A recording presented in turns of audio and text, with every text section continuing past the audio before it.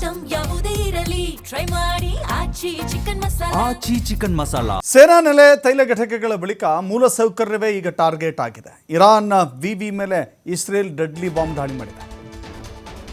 ಇರಾನ್ನ ವಿಶ್ವವಿದ್ಯಾಲಯದ ಮೇಲೆ Israel deadly bomb attack. Sharif university of technology ಮೇಲೆ ದಾಳಿ ಮಾಡಲಾಗಿದೆ. ಅಮೆರಿಕ ಇಸ್ರೇಲ್ ಸೇನೆಯಿಂದ ಈ ಜಂಟಿ ಕಾರ್ಯಾಚರಣೆಯನ್ನು ನಡೆಸಲಾಗಿದೆ. ಭೀಕರ ಬಾಂಬ್ ದಾಳಿಯಲ್ಲಿ ವಿವಿಯ ಕಟ್ಟಡ ಧ್ವಂಸವಾಗಿದೆ. ಇರಾನ್ನ ಟೆಹರಾನ್ನಲ್ಲಿರುವಂಥ ಶರೀಫ್ ಯೂನಿವರ್ಸಿಟಿ ನೋಡ್ತಾ ಇದ್ದೀವಿ. ಕೇವಲ ಸೇನಾ ನೆಲೆಗಳು, ಏರ್ ಬೇಸ್ಗಳು ಅಥವಾ ಮಿಲಿಟರಿ ಬೇಸ್ಗಳು ಮಾತ್ರವಲ್ಲದೇನೆ ಜನವಸತಿ ಪ್ರದೇಶಗಳ ಮೇಲೆ ಗುರಿಯಾಗಿಸಿಕೊಂಡು ದಾಳಿ ಮಾಡುವಂಥ ಕೆಲಸವೂ ಕೂಡ ಉಭಯ ದೇಶಗಳಿಂದ ಆಗಿತ್ತು.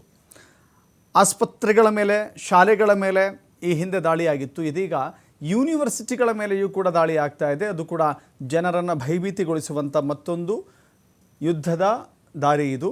ಜನರನ್ನು ಆತಂಕಕ್ಕೆ ತಳ್ಳುವಂಥ ಯುದ್ಧದ ಪರಿಕಲ್ಪನೆ ಇದು. ಹೀಗಾಗಿ ಜನವಸತಿ ಪ್ರದೇಶಗಳು, ಯೂನಿವರ್ಸಿಟಿಗಳು ಕೂಡ ದಾಳಿಗೆ ಒಳಗಾಗ್ತಾ ಇದ್ದಾರೆ.